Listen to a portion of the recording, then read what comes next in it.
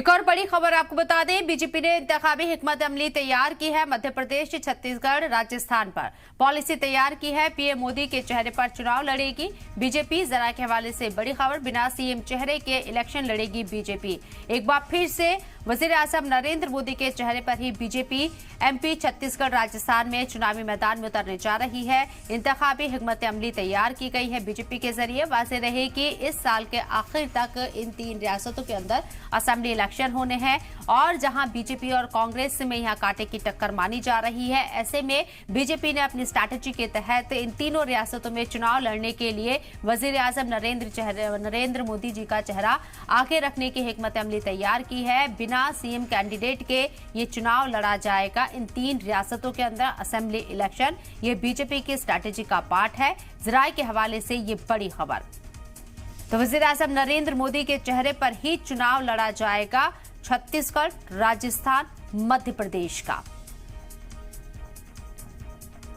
तो बिना सीएम के चेहरे के मैदान में उतरेगी बीजेपी। जाहिर सी बात है कि बीजेपी के पास जहां एक तरफ सीएम चेहरे के नाम पर मध्य प्रदेश में शिवराज सिंह चौहान एक पुराना चेहरा है, तो वहीं दूसरी तरफ इस बार क्या ऐसी हुसूलियाबियां होंगी जो बीजेपी यहां बताएगी शिवराज सिंह चौहान के फेस के साथ।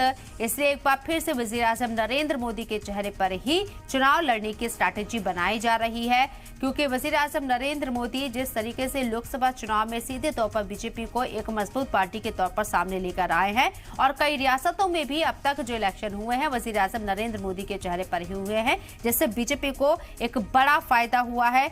उसी को ध्यान में रखते हुए बीजेपी ये किसी तरह का रिस्क नहीं लेना चाहती है इन 3 रियासतों के अंदर, क्योंकि 2024 से पहले इन 3 रियासतों में इलेक्शन होना कहीं ना कहीं बीजेपी के लिए सेमीफाइनल के तौर पर बीजेपी इसे देख रही है।